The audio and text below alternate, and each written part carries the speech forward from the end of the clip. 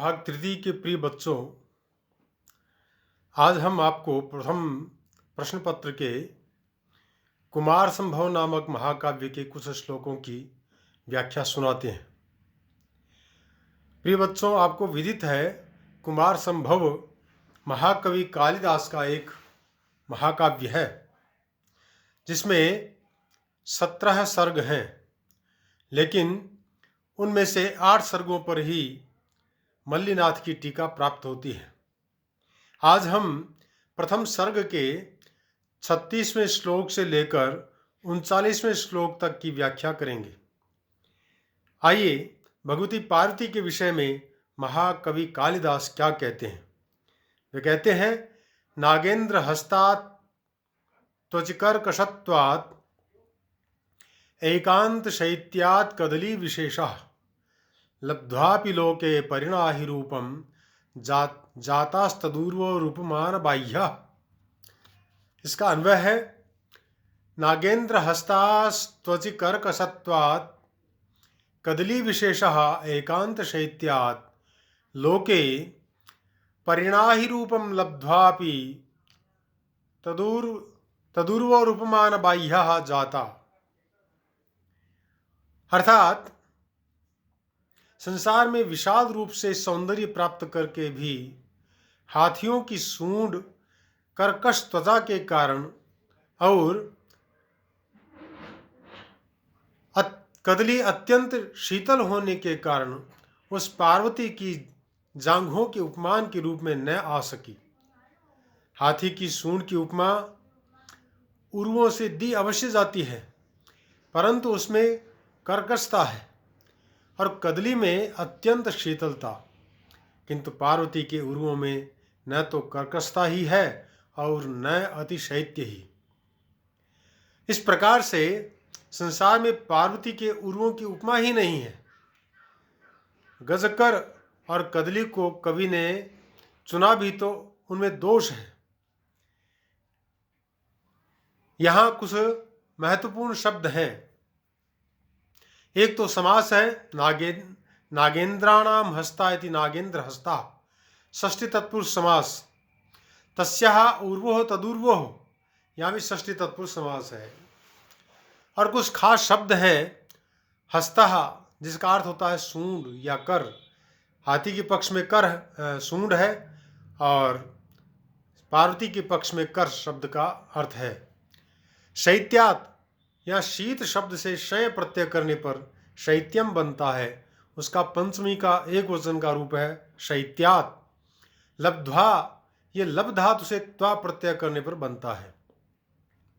कर्कशत्वात्, कर्कश शब्द में त्व प्रत्यय भाव के अर्थ में होने के कारण से यहाँ पर कर्कशत्वम और पंचमी के एक वचन में कर्कशत्वात् ऐसा रूप बनता है।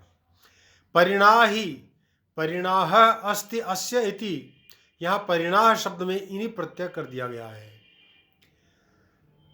और जाता शब्द जो है वो जन धातु से त प्रत्यय करने पर बनता है। बाह्यः, बाह्यः का मतलब बाहरी, बहिर्भवा इति बाह्यः, बहि शब्द में यक प्रत्यय करने पर यह शब्द बनता है।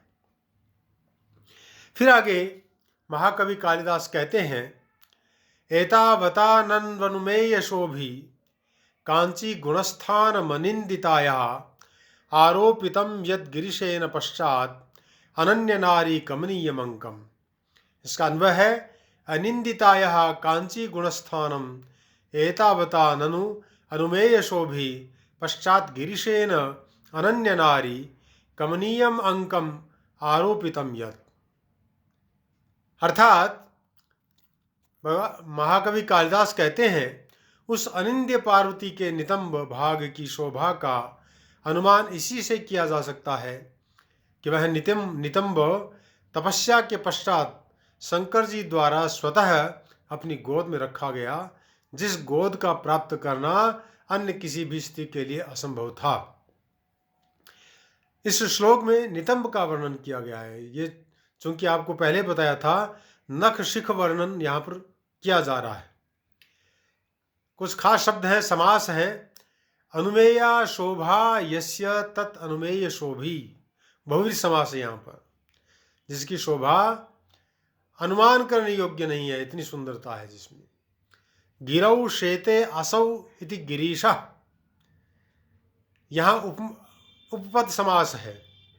अन्यासां नारीणां कमनीयः न भवति इति अनन्य नारी कमनीयः, न तत्पुरुष समास है यहाँ पर। तम अनन्य नारी कमनीय नारी कमनीयम, इस प्रकार से यहाँ पर कुछ जो महत्वपूर्ण शब्द थे जिसमें समास का विधान किया गया था। कुछ खास शब्द हैं। अनुमेय शब्द अनु उपसर्ग पूर्वक मा धातु से यत प्रत्यय करने पर बनता है। अनुमेय शोभी, अनुमेया शोभा यस्य, शोभा शब्द में इन्हीं प्रत्यय करने पर बनता है। अनिंदिता, निंद्य शब्द में एकता प्रत्यय करने पर और इट का आगम होने पर यह शब्द बनता है। नए समास है यहाँ पर। आरोपितम, आंग उपसर्ग पूर्वक रूह धातु से जो कि प्रेरणार्थक निज प्रत्यय लगा है उसमें एकता प्रत्यय करने पर आरोपितम यह शब्द बनता है। गिरीशः, गिरौ शेते इति, यानी शींग धातु से यहाँ पर ड प्रत्यय करने पर गिरीश शब्द बनता है। और कमनीय शब्द में कम धातु से अनियर प्रत्यय प्राप्त होने पर यह शब्द बनता है। महाकवि कालिदास फिर कहते हैं महादेवी पार्वती का वर्णन करते हुए, तस्याः प्रविष्टा नतराम्भिरंध्रम रराज तन्वी नवलोमराजिः नेवीमतिक्रम्य सिते तरस्य नन्मेखला मध्यमणे रिवार्चिः। इसका अन्वय है, नीवीम अतिक्रम्य नतनाभिरंध्रम प्रविष्टा तन्वी तस्याः नवलोमराजिः सितेतरस्य तन्मेखला मध्यमणे अर्चि इव रराज। इसका अर्थ यह है कि उस पार्वती की निवि का उल्लंघन करके गंभीर नाभि के छिद्र में प्रवेश करती हुई नवीन रोमावली उसकी मेखला के मध्य में स्थित इंद्रनील मणि की प्रभा के समान शोभित हुई।